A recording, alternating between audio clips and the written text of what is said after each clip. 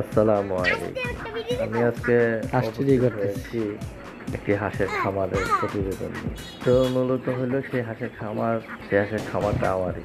আমি আমার বোনকে করে দিই। প্রচুর পরিমাণ জায়গা আছে, সেই জন্যে চিন্তা করলাম যে একটি হাঁসের খামার করে দিই।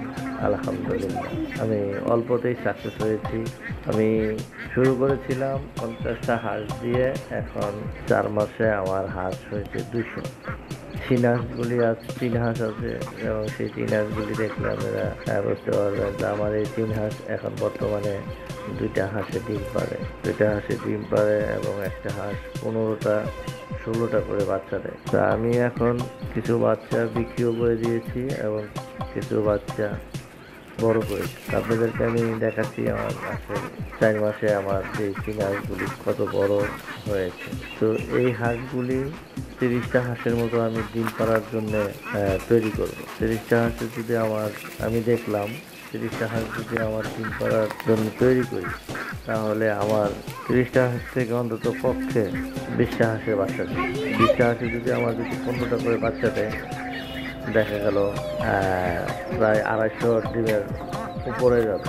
250-300 ডিমের মতো হবে। তো 300 বাচ্চা আমার মাঠে আমি 40 দিন পর পর 300 বাচ্চা আমি নামাইতে পারবো এবং 300 বাচ্চা আমি বিক্রি করতে পারবো। তো 40 দিনে যদি আমি 300 বাচ্চা বিক্রি করি, বা 1.5 মাস, 1.5 মাসে যদি আমি 300 বাচ্চা বিক্রি করতে পারি, তাহলে আমার প্রতি বাচ্চা 150 টাকা করে আমি বিক্রি করতে পারি। তো এই ক্ষেত্রে দেখলাম আলহামদুলিল্লাহ মোটামুটি খারাপ না। তাদের নিজের বাচ্চা নিজে ডিম পেড়ে তা দিয়ে নিজের বাচ্চা ফোটায়। তো আমি আর বেশি বড় করতে চাচ্ছি না। আমি বলতে চাচ্ছি এটাই, মহিলাদের হাতে টাকা পয়সা থাকে না। তো দেখা যায় কিছু কিছু সময় হাতে টাকা থাকে না। তো সেই জন্য আমি বলবো যে আপনি 10টা 5টা 20টা হাঁস আপনি নিশ্চিন্তায় পালতে পারেন। আপনার ঘরে যে খাবারগুলি নষ্ট হচ্ছে, সেই খাবারগুলিও আপনি দিয়ে হাঁসগুলি পালতে পারেন।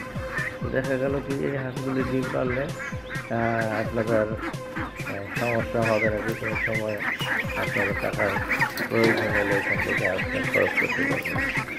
আপনি একবার দেখেন, আপনারা যদি খামার করেন তাহলে ভালো। এবং আমি বলছি যে খামার করলে সুবিধা হলো একটা, আমাদের খাবারের গোষ্ঠের যে চাহিদা মেটানোর জন্য আমাদের প্রচুর খাবার দরকার। আমরা জনবহুল দেয়, সেই জন্যে আমাদের প্রচুর খাবারের প্রয়োজন। আমি সেটাই বলতে চাচ্ছি যে আপনারা গ্রামে গঞ্জে শহরে দিকে ছাদের উপরে করলেও আপনি ইচ্ছা করলে ছাদের উপরে 10টা 15টা হাঁস পালতে পারবেন।